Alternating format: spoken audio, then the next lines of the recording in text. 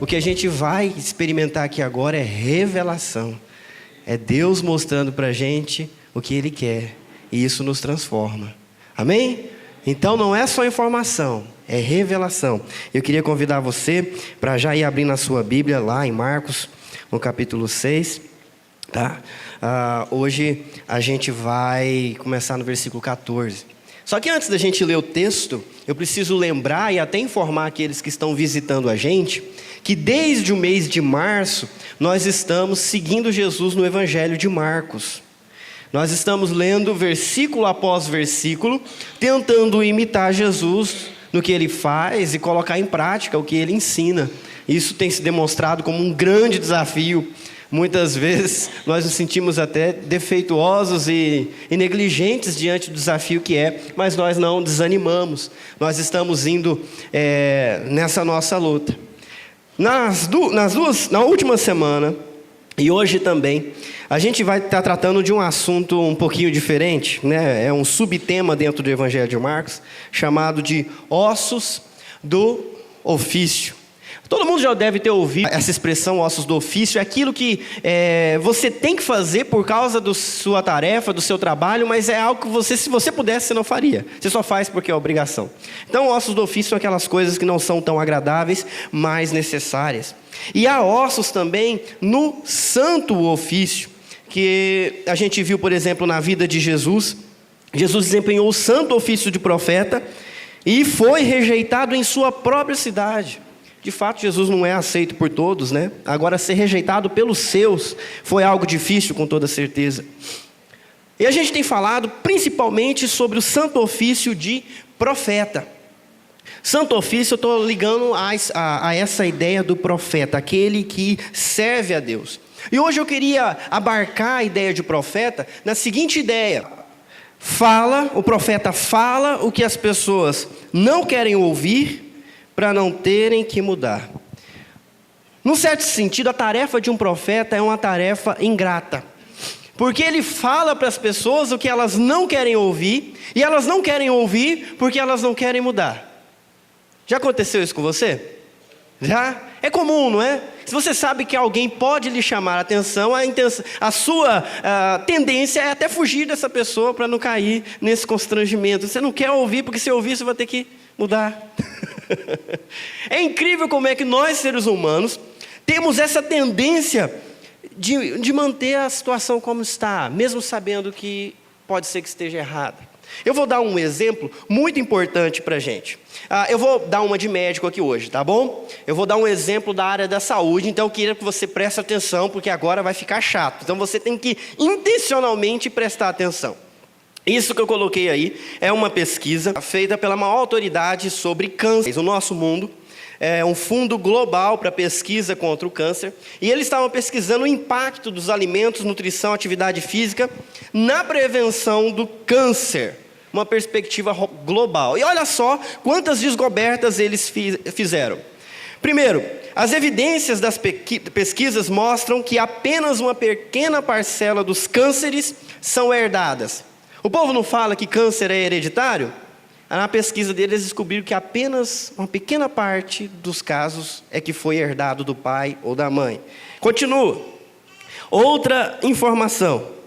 Uma vez que fatores externos influenciam o risco de câncer, essa é uma doença evitável.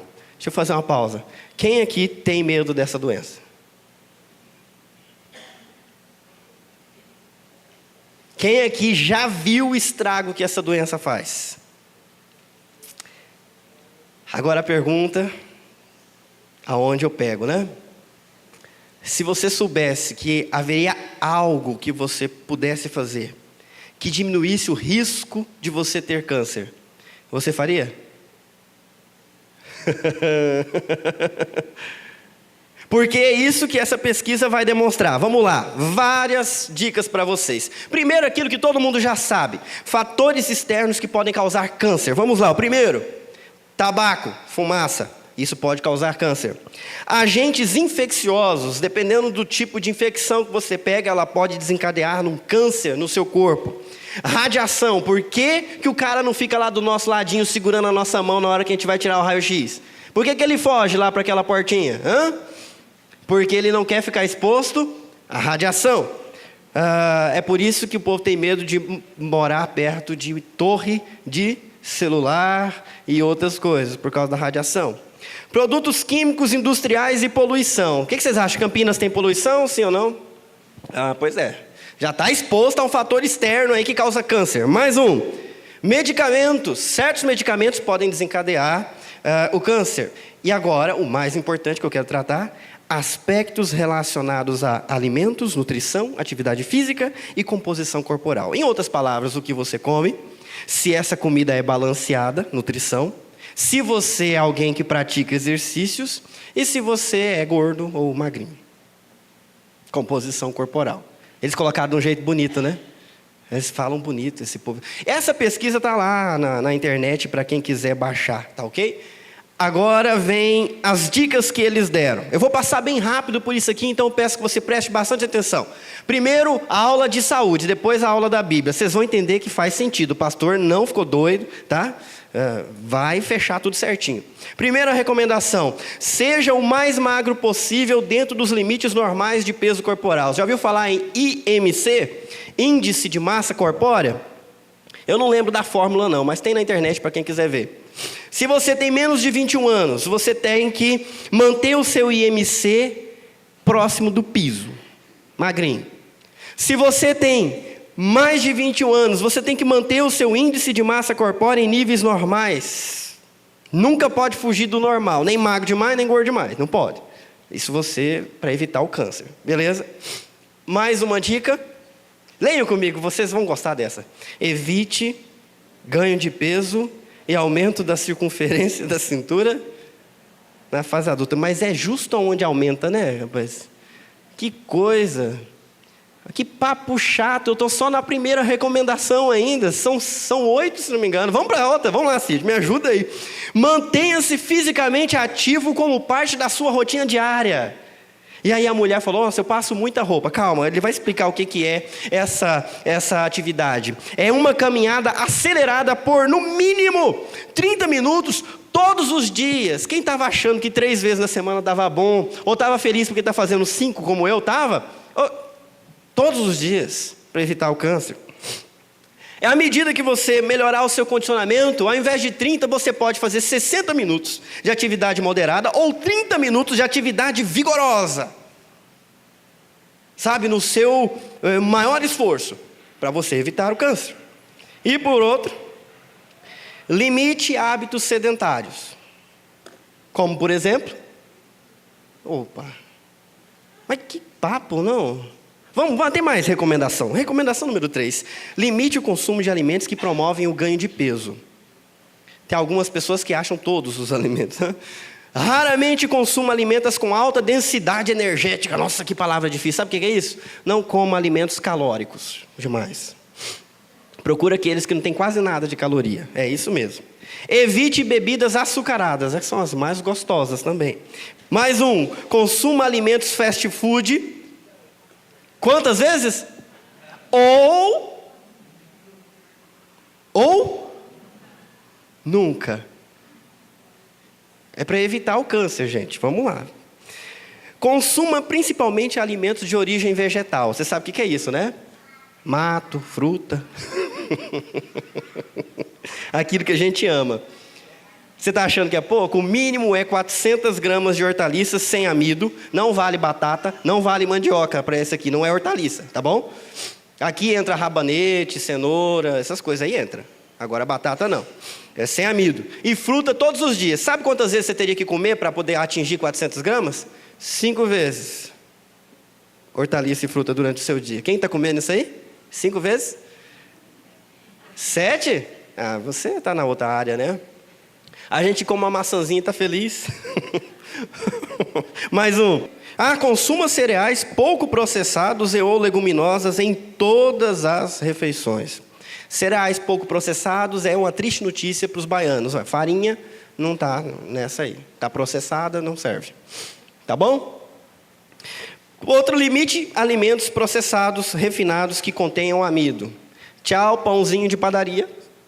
Tchau, pão francês. Dá tchau para ele. Tá? Recomendação número 5. Limite o consumo de carne vermelha e evite carnes processadas. Vamos lá, essa aqui é fenomenal. Pessoas que comem carne vermelha regularmente devem consumir menos de 500 gramas por semana. 500 gramas é o bife do almoço. Não? 500 gramas aí é num dia.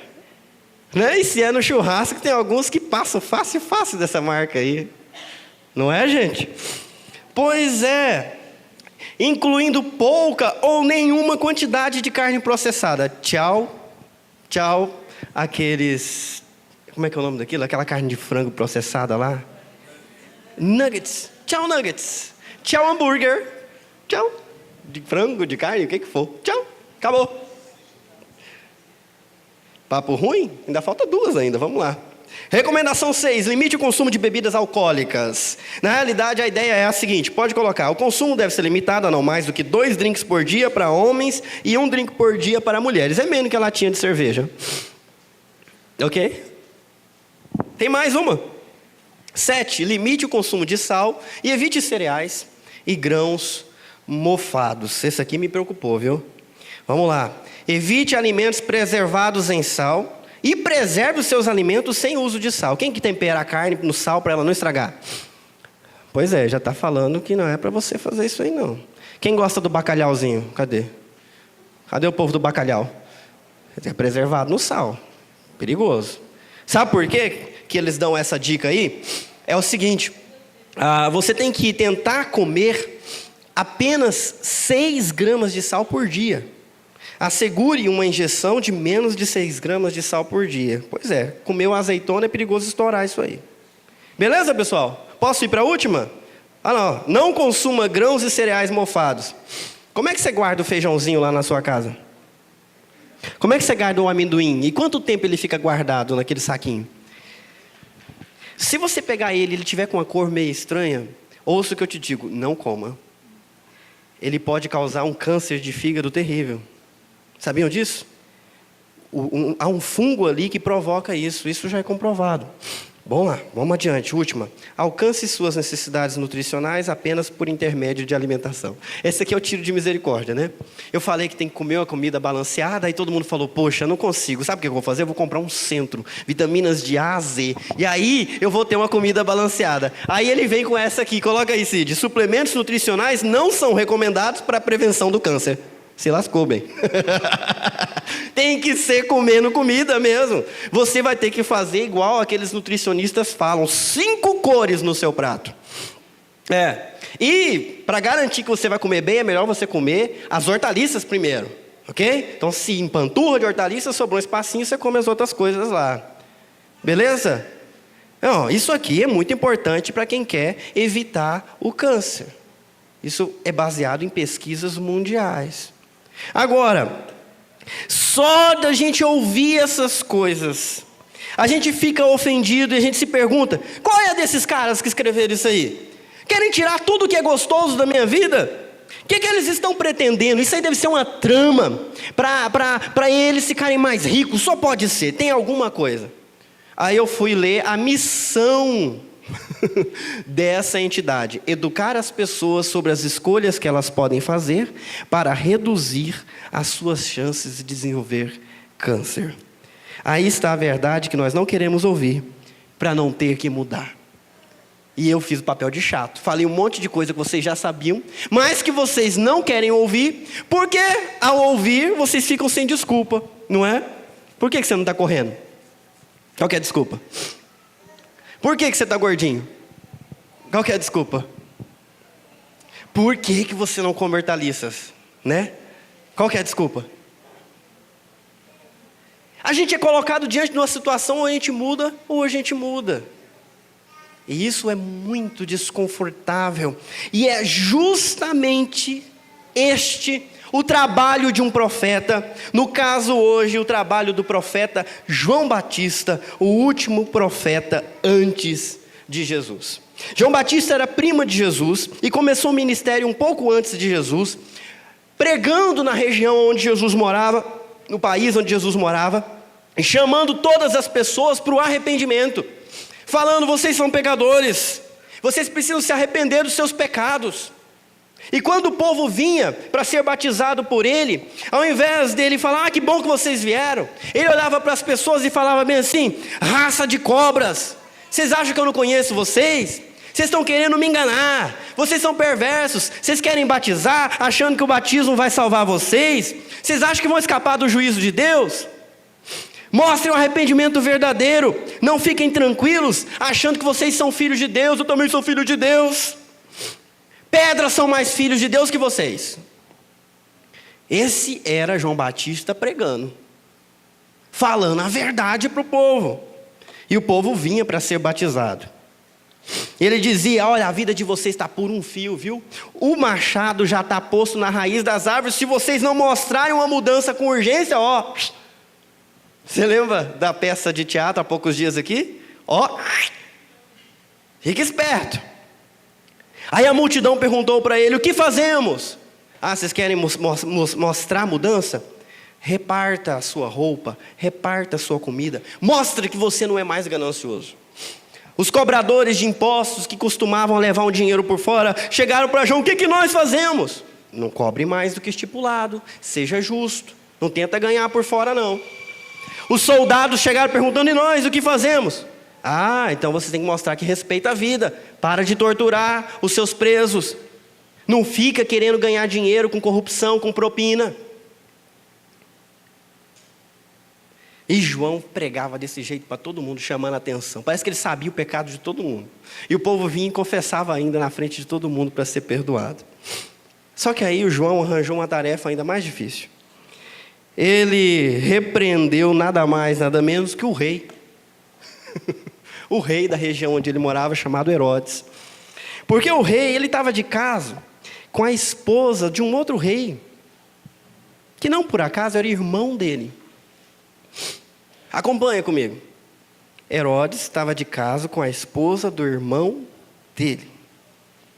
E o caso era tão sério que ela largou o irmão, largou Filipe e veio ficar com Herodes. A cara dura, ninguém fala nada. Ninguém fala nada menos João Batista.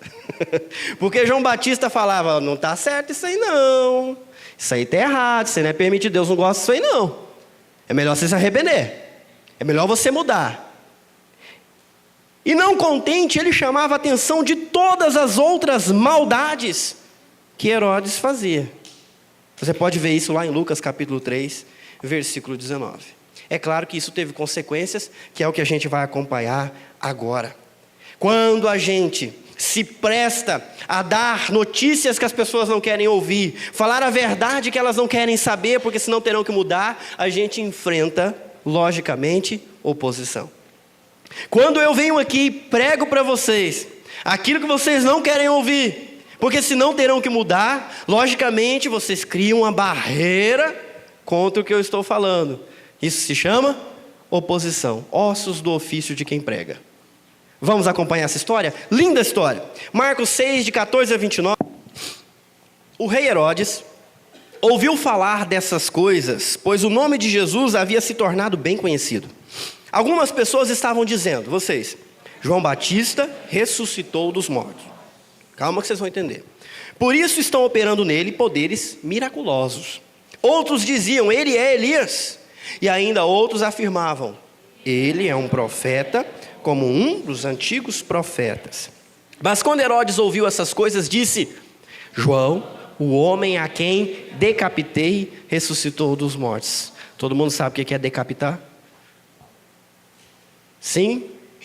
Semana passada a gente viu uma cena terrível na TV de um repórter americano que foi degolado, né? O islâmico cortou a garganta dele. Isso é degolar. Aqui não é degolar, aqui é decapitar. É pior.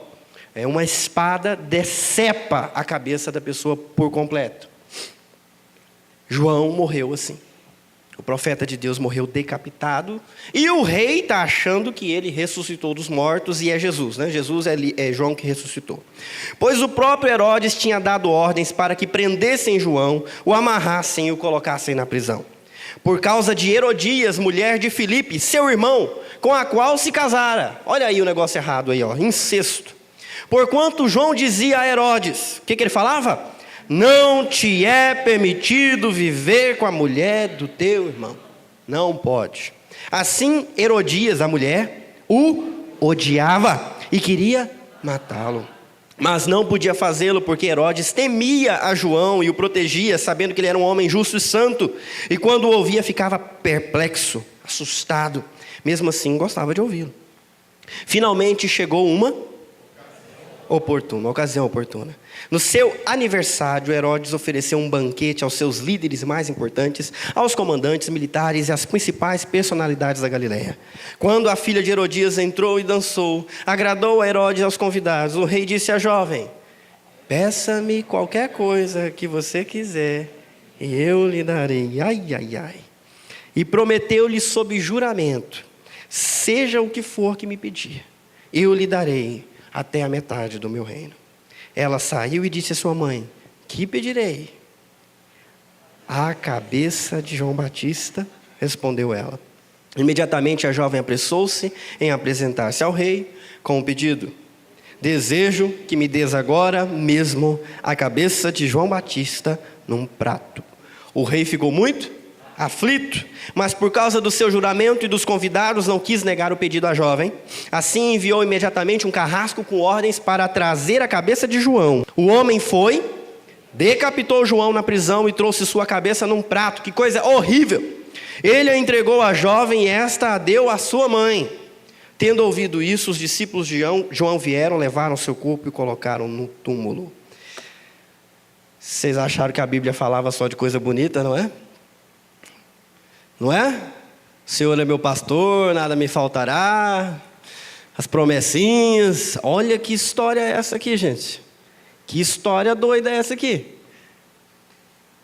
Que ossos do ofício, do santo ofício é esse que nós estamos vendo hoje.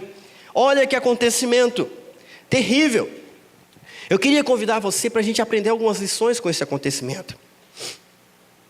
Primeira coisa, alertar contra o pecado é uma necessidade. Você pode repetir comigo? Alertar contra o pecado é uma necessidade. O que João fez não foi errado, foi certo. E continua certo hoje. A gente precisa alertar uns aos outros e ao nosso mundo sobre o pecado, porque o pecado é algo terrível. O pecado, eu chego a comparar ele com câncer mortal. Vocês acham que o câncer é uma doença terrível? Sim, faz mal para o corpo, faz mal para a família, faz mal para os amigos, todo mundo sofre. E olha que ele não é contagioso, né? Mas o pecado é contagioso. E ele faz mal, ele destrói a nossa vida, é certeza de morte quando a gente vive no pecado. Te digo mais, você sabe por que nós temos desigualdade? Você sabe por que nós temos corrupção no nosso país? Você sabe por que nós temos injustiça? Você sabe por que maridos traem mulheres, mulheres traem maridos? Vocês sabem por que pessoas amam mais o dinheiro do que outras pessoas? Vocês sabem por que as coisas estão aparentemente sempre piores? Deixa eu lhe dar uma resposta. Não é problema de educação, não é problema de política, não é problema sociológico. Aliás, todas essas coisas foram criadas para tentar explicar o problema da humanidade. Mas o problema da humanidade a gente conhece desde Gênesis capítulo 3. O problema da humanidade é o pecado. É o pecado. É uma doença que tomou conta de tudo, de todos, e atrapalha tudo que a gente faz, trazendo grande prejuízo. As coisas que você fez e que você sente vergonha, o que você fez se chama pecado. É a sua natureza pecaminosa te dominando, te destruindo por dentro, até chegar do lado de fora. É horrível. É algo que tem que ser combatido, ou senão todos morrem. O pecado trouxe e traz assolação ao nosso mundo. E tem mais coisas, por favor. O pecado, apesar de ser tão desprezível, tão terrível, ele parece desejável. Parece bom, mas é altamente prejudicial.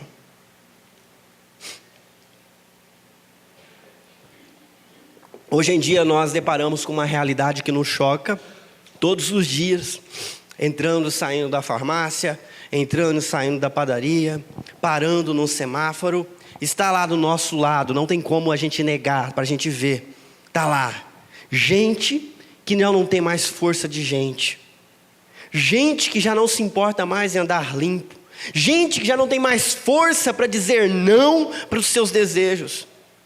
E tudo começou com algo desejável, a vontade de experimentar o maldito crack. E de um desejo, virou-se uma escravidão. É assim o pecado. É assim. Talvez você não sinta desejo nenhum por crack. Certo, pessoal? Pastor, passei longe. Deixa eu te dar uma notícia. Existem outras drogas. Existem muitas outras drogas que a gente acaba desejando. Eu poderia colocar dinheiro, sucesso, poder, bens materiais, prazeres. Há muita coisa que parece desejável, mas desagrada a Deus e é altamente prejudicial para nós. Um bom resumo daquilo que é pecado, talvez fosse relembrar os 10 mandamentos. Como eu sei que vocês são crentes super dedicados, né? Os 10 mandamentos a gente sabe de cor desde a época da escola dominical. Então eu nem coloquei ali escrito, porque eu tenho a certeza que vocês iam me ajudar. Então vamos lá. O primeiro e maior, né? O primeiro mandamento que aparece lá em Êxodo, capítulo 20, alguém dizia que pecado é errar o alvo, que é a tradução mais literal da palavra hamartia. Mas é mais amplo que isso. Pecado é fazer o que desagrada a Deus, o que Deus não quer que seja feito, não é? Ou deixar de fazer o que Ele quer que seja feito também é pecado. Pecado é ferir o coração de Deus. Como é que a gente vai saber se a gente está pecando ou não, se a gente não sabe o que agrada a Ele, o que desagrada? Então eu vou tentar de novo, né? Eu falei, qual que é o primeiro? Eu falei, amarás o Senhor teu Deus. Não, isso é um resumo, gente. Isso aí está no Novo Testamento. Êxodo capítulo 20 vai dizer que o primeiro mandamento lá, aparece assim, eu sou o Senhor teu Deus. Não terás outros deuses diante de mim. Pecado começa quando a gente coloca na frente de Deus coisas que não deviam estar na frente de Deus. Deus é o Criador que criou todas as coisas para Ele. Eu e você existimos para quê? Para Ele. Ele criou a gente para o louvor, para a honra e para a glória dEle. Não foi para o louvor e glória da nossa própria vida, nem de uma esposa, nem de um filho, nem do patrão, nem de ninguém. É para Ele. Talvez a pergunta, ou com certeza a pergunta que devia estar na minha mente desde o momento que eu levanto até a hora que eu vou dormir é: Deus, o que é que eu faço hoje para te glorificar? Porque eu existo para o Senhor. Como é que eu faço para ser uma esposa que te glorifica, um marido que te glorifica, um filho que te agrada? Em todos os papéis que eu exerço aqui nesse mundo, eu quero glorificar o teu nome. Isso é adorar a Deus sobre todas as coisas e não ter outros deuses diante de mim. Agora, se a gente já acorda preocupado com o que a esposa vai pensar, em agradar a esposa, já está meio torto, né? As solteiras já acordam preocupadas se vai casar, não vai casar. Calma. Deus primeiro, não é?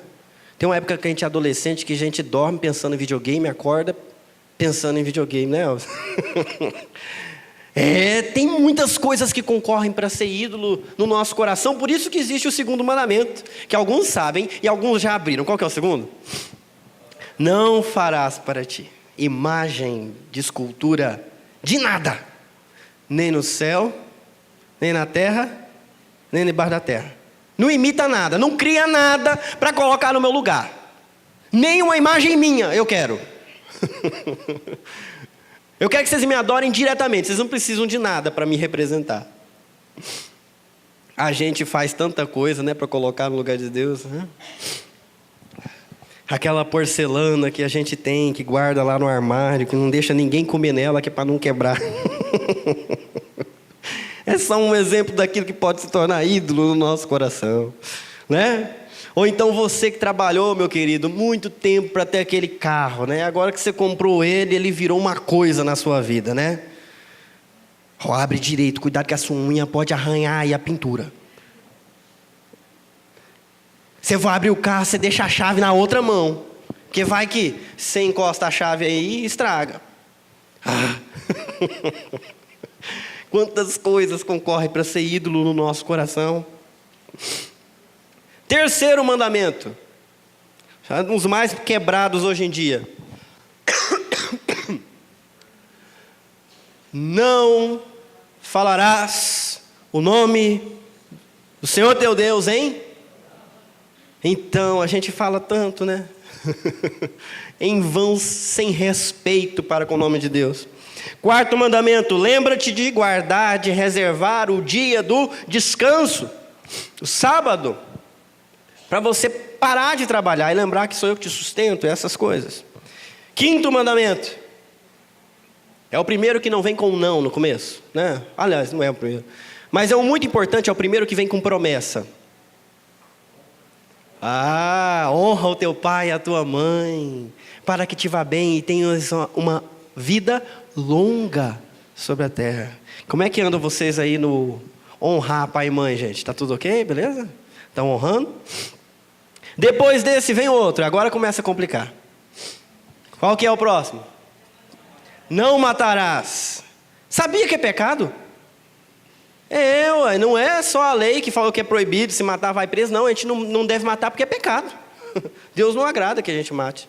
Não matarás, que mais? Não adulterarás. Significa o quê? Você pode e deve ter uma vida sexual ativa com a sua esposa. Pronto, fechou. Não cabe o seu esposo, tá? Sabe, esposo com esposo, não tem. Esposa com esposa também não está na Bíblia, não tem. Namorado com namorada, errado. Adultério também. Amiguinho com amiguinha, amizade colorida, sem compromisso, piorou. Deixa eu falar claramente, pecado, gente. Deus não se agrada. Marido e mulher, depois do casamento. Sem limite, sem vergonha, sem nenhum tipo de culpa. Ok? Ok. Depois desse, qual que é? Não furtarás. É pegar as coisas dos outros é pecado. Que tamanho que é as coisas que a gente pode pegar sem ser pecado? Já aconteceu com você que tem que voltar numa loja para devolver a caneta porque sem querer você levou? Rapaz, a gente tem uma coisa, né? De tendência de pegar as coisas dos outros e não devolver. Mas é pecado. Depois do não furtarás, o que é? Não dirá falso testemunho. Não traduzindo em português, não minta. Não fala mentira, não. Fala só a verdade. Dê testemunho verdadeiro das coisas que você viu e ouviu. E aí vai. Depois tem mais um. O quê? Não cobiçar nada que o outro tem. Inveja passa longe, é pecado também. Certo? O outro está se dando bem, fica feliz por ele. Ok? Não fica querendo as coisas dele, não. Ok, tem mais um? Já deu 10? Já deu, né? Sabe o que acontece? Tem até um filme que diz bem assim, quebrando os 10 mandamentos. E o cara fica revoltado contra Deus e resolve quebrar um por um. Ele faz a lista de 10, e aí ele vai cortando. Quebrei. Eu vou mostrar para Deus quem é que manda. Quebrei também. Ele vai cortando assim, um por um, todos os mandamentos. E o filme é isso aí. Ele está revoltado porque a mulher dele morreu e ele ficou muito triste por causa disso. Aí falou que ia machucar Deus fazendo o que Deus não queria que ele fizesse. Só que ele não entendeu uma coisa. Ninguém tem capacidade para quebrar os 10 mandamentos. Eles são inquebráveis. É a gente que se quebra neles. Não é não? Começa a mentir para você ver quem é que vai terminar quebrado. Começa a roubar para você ver quem é que vai terminar preso. Começa a ter relação com um monte de mocinhas na vizinhança inteira. E eu nem sei como é que você vai terminar.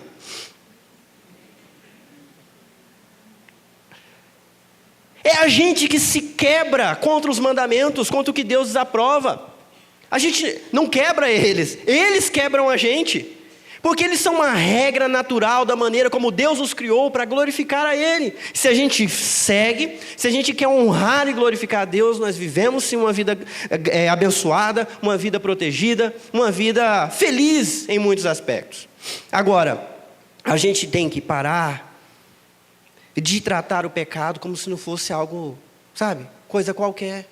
O pecado é o culpado de tudo isso que a gente está vivendo. E a gente precisa abrir os olhos das pessoas e uns dos outros. Eu vou continuar, por favor, Cídio. Quem ama o pecador, procura. Se você descobrisse a cura do câncer, quanto que você ia cobrar para vender? Vamos lá. Você plantou uma plantinha na sua casa, uma sementinha que você achou na gaveta da sua avó. Não sei de onde que eu tirei isso agora, mas vai lá. Plantou. Fez um chá um dia para você, e o chá bom demais, tirou a cabeça, dor de cabeça. Olha, esse chazinho é bom. Você começou a descobrir que o chazinho era bom para muita coisa, até que você levou para um laboratório, o laboratório descobriu que o chá cura o câncer. Quanto é que você cobra? Para dar o chazinho lá para Joelma? Para dar o chazinho para outras pessoas que já enfrentaram esse problema? Quanto você cobraria aí? Vamos lá, vamos fazer um leilão do preço do chá. Quanto que você acha que seria justo? A sementinha que você não comprou, você plantou, ela deu. Quanto que é, pessoal? Nada mesmo? Então você, cheia de compaixão, daria de graça. Gente, ouçam-me. Tem uma doença destruindo a sociedade lá fora. E nós temos a cura. Tem igrejas cobrando para dar essa cura. Mas nós temos que dar essa cura de graça. E essa cura sempre começa pela parte ruim, pela má notícia. Você está assim por causa do pecado. Você está mal com Deus e Ele está mal com você por causa do pecado. É uma notícia ruim. Deus está irado, como sempre esteve, contra o pecado. E a gente precisa dizer essas coisas igual João Batista. Você, arrependa. Agora, não é naquela intenção de eu sou bom, você é o ruim. Não, é na intenção de salvar. Se você pudesse salvar, como é que você falaria? Meu querido, me ouça. Esse caminho é caminho de morte, é o caminho do pecado. O salário do pecado é a morte. Muda de direção, por amor da sua vida, muda de direção. A gente faz isso de graça, porque a gente ama o pecador. Agora tem outra lição que a gente precisa aprender. Afrontar o pecado promove resistência. Produz sentimentos de afronta e exposição. Aquela mulher chamada Herodias, quando João falou que ela estava em pecado, adulterando com Herodes, para todo mundo ouvir, ela que era socialite, toda glamurosa, o cara falando que ela estava em pecado. Você acha que ela gostou? Quais foram os sentimentos dela? Como é que ela ficou? O texto falou que ela ficou com ódio. E ela queria matar. Sentimentos de afronta, de exposição. Como é que fala dos meus problemas assim na frente de todo mundo? E tem mais sentimentos ainda. Produz sentimentos de ódio e retaliação. Querer vingar-se. Querer fazer pagar. Isso acontece. Comigo já aconteceu várias vezes. Às vezes eu tenho a chance de exortar a vida de alguns de vocês. E eu chego na cara dura, com muito carinho, com muito amor, e falo, isso não, está errado. Alguns olham para mim e falam, mas você também está errado. Olha, gente, eu sei. Eu sei que eu estou errado num monte de coisa, mas não é o ponto. Tá? Foi o que essa mulher fez. Ela queria se justificar no erro do outro. Queria matar, queria vingar. Sentimentos no coração dela de ódio, de retaliação. A gente quer alertar as pessoas, quer abençoar as pessoas, fazendo elas enxergar o que não estão enxergando. E elas resistem. Continua. Estes sentimentos procuram uma maneira de se expressar em atitudes. Fica esperando uma oportunidade para agir contra. Ah, é? Acha que é muito santo? Está vindo aqui falar comigo? Deixa eu ver. Daqui a pouco, né? Daqui a pouco tropeça também. Tem uma frase muito conhecida. Vingança é um prato que se come frio. Tem alguns mais apressadinhos que falam que a vingança vem a cavalo. Mas deixe estar. Continuando. Afrontar o pecado é arriscado justamente por conta disso. Veja o risco que João correu. Ele foi preso porque falou contra o que era errado. Que perigo, hein?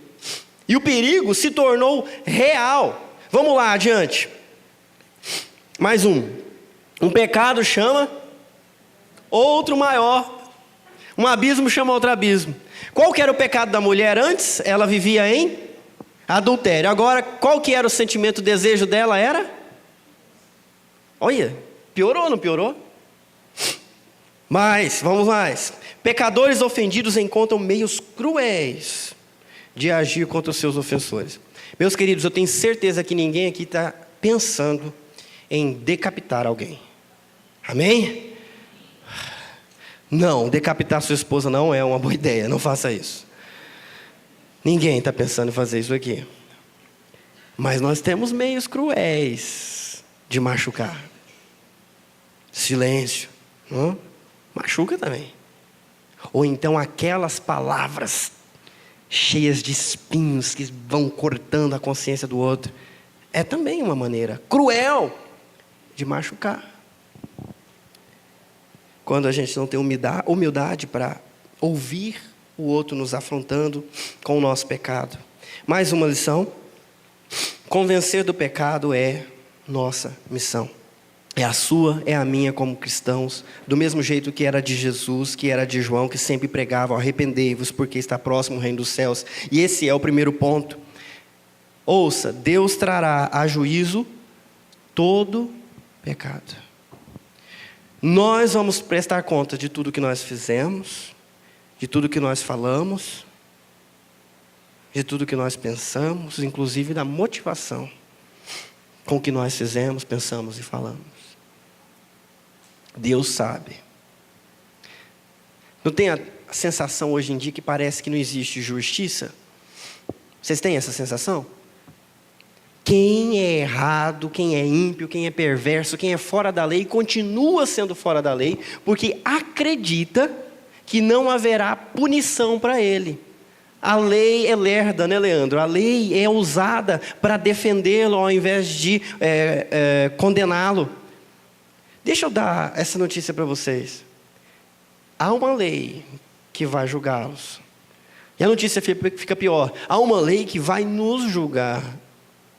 E esse dia está chegando, está cada vez mais próximo. Cada dia é um dia a menos para ele. Deus vai trazer a juízo todas as coisas. A gente precisa falar disso. E dizer que as pessoas precisam se consertar diante de Deus. E no momento que elas estiverem conscientes do pecado, elas vão poder finalmente fazer uma coisa mágica: se arrepender. Sabe qual que é a mentira que Satanás fala para a gente? Nossa, eu fiz uma coisa muito feia. Eu vou ter que fazer 10 agora para compensar, né? Então eu tratei a minha esposa mal, agora eu vou tratar ela bem 3 vezes. Aí já tá bom já, né? Também está querendo demais. Não é? Ai, deixei Deus triste, eu vou na igreja o mês inteiro, não vou faltar um. Porque aí Deus vai voltar a ficar feliz comigo. Deixa eu dar uma triste notícia para você. Essa conta não bate. Essa conta não bate, porque quem tropeça numa lei, uma pequenininha, é culpado de quebrar toda ela, inteirinha. Para Deus só serve um nível para Ele aceitar. Sabe quanto que é? 100%. 100% Ele aceita. Mas tem também uma ótima notícia, gente. Desde o começo da história, nós já tivemos aí uma lista enorme de pessoas que atingiram 100%. Vamos lá, começando pelo número 1. Jesus. E acabou a lista. estamos lascados. Não adianta a gente ir com essa ideia besta, não. A gente não consegue merecer graça, perdão, por causa que nós somos bons ou mais bons do que ruins. Essa conta não bate, para Deus é 100%. Então a única saída é arrependimento. É por isso que às vezes a gente confronta o pecado. A nossa intenção não é humilhar, a nossa intenção não é fazer que vocês se sintam maus. A nossa intenção é que você olhe para a sua vida e simplesmente se convença: Senhor, eu errei mesmo. Que triste, me perdoa. Eu estou arrependido, não quero ir por esse caminho não. Me conduz por um caminho novo. E é essa a nossa missão lá fora. O arrependimento é a única maneira, é o único caminho que promove perdão e salvação em Jesus. O único jeito da gente ser salvo, da gente ter uma nova vida, da gente ser livre desse câncer que se chama pecado é arrependimento. É por isso que João falava: ei, você fez isso, pecado, arrependa-se, arrependa-se, construa um caminho reto para a sua vida, queira agradar a Deus, muda de direção, reconheça que esse caminho é torto, é ruim, é para baixo. Tem essas palavras de Jesus sobre João. A gente olha para essa história e acha: poxa, não vale a pena servir a Deus não, não vale a pena não. Pô, João lutou, pregou para o povo se arrepender, os publicanos, os pecadores se arrependeram, mas os outros religiosos não se arrependeram. E aí, para completar, com 30 e poucos anos, uma mulher vai lá, bota a filha dela para dançar um striptease na frente dos caras, os caras gostaram, aí o cara falou: vou te prometer alguma coisa, o que você quer? Aí eu quero a cabeça dele. Ninguém foi lá defender. O cara pegou a espada, decepou a cabeça do homem. Mas não vale a pena servir a Deus não, hein? Não é? Sim ou não? Vamos ver? Vamos ouvir agora só palavras de Jesus a respeito de João, que era seu primo. Um profeta? Sim, eu lhes digo, e mais que profeta. Quem disse isso a respeito de João? Jesus. Continua: entre os que nasceram de mulher não há ninguém maior do que João. Que tal se ouvir isso de Jesus, hein? Já valeu a pena agora, não? Tem mais uma. João era uma candeia que queimava e irradiava luz. Esse mundo de trevas, João foi luz. Meu querido, ouça com atenção. Eu creio que Jesus quer dizer a mesma coisa para você. Nesse mundo de trevas, Luciana foi luz. Rodrigo foi luz. Andou na luz. Denunciou o pecado. Conclamou pessoas ao arrependimento. Promoveu mudança. Perguntas. Qual tem sido sua reação quando confrontado a respeito do pecado? Quando alguém chama você no canto: eu preciso falar com você. E olha nos seus olhos e te diz a verdade que você não quer ouvir. Você está num caminho torto. Você precisa mudar a sua atitude em relação a isso. O que você está fazendo é pecado. Qual é a sua reação? Assim? Hã?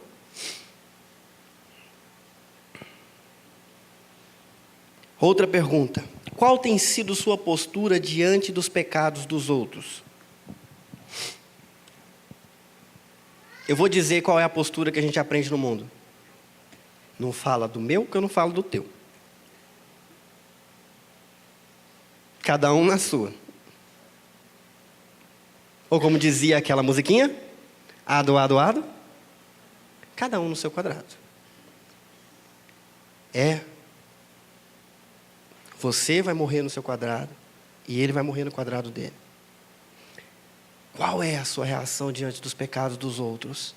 Ah, pastor, é melhor não me envolver. Se você não se envolver, quem vai? Há muito tempo atrás eu ouvi uma mensagem que mexeu muito comigo. E o cara compôs uma música, pena que é em inglês, não traria para vocês, cuja letra, cantada de maneira muito suave, dizia assim: Diga a verdade. Olhe nos meus olhos. Diga a verdade. Se você não disser, quem é que vai me dizer?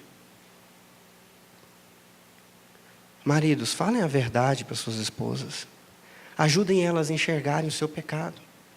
Mulheres, ajudem os seus maridos que às vezes eles enxergam melhor, pior do que vocês, né?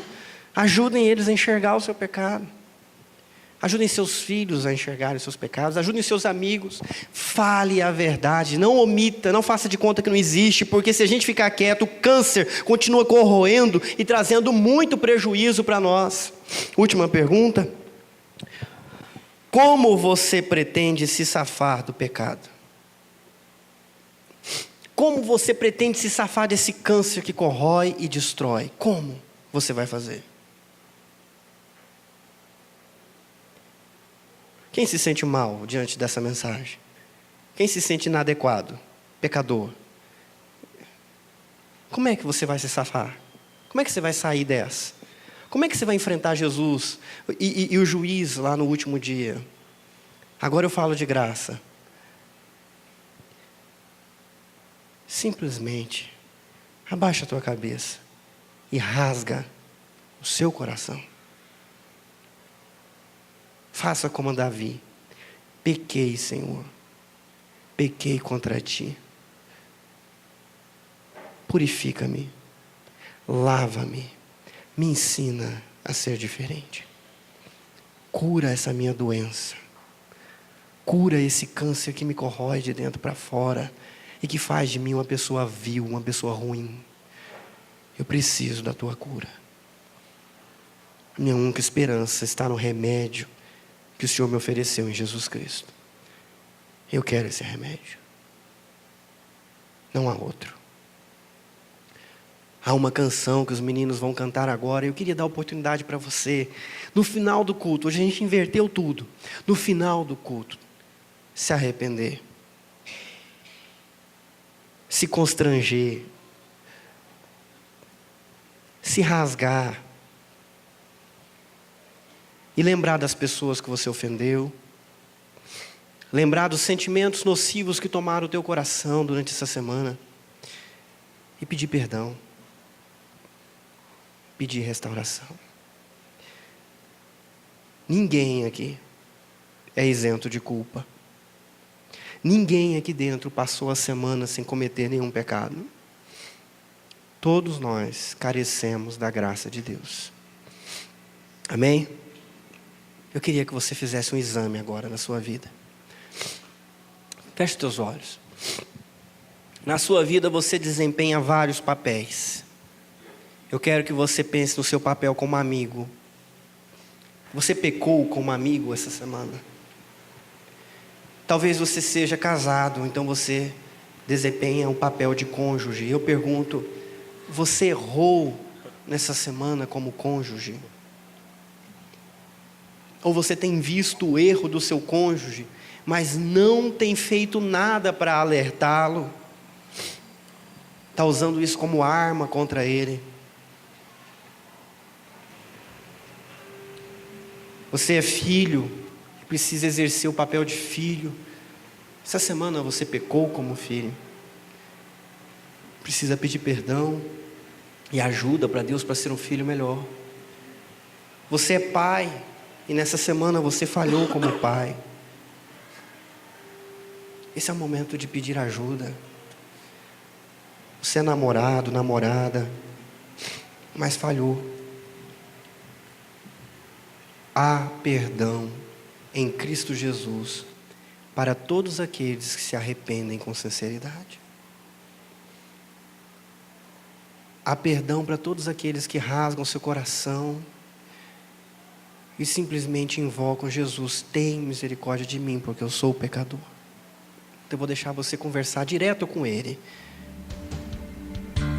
e receber o perdão dele.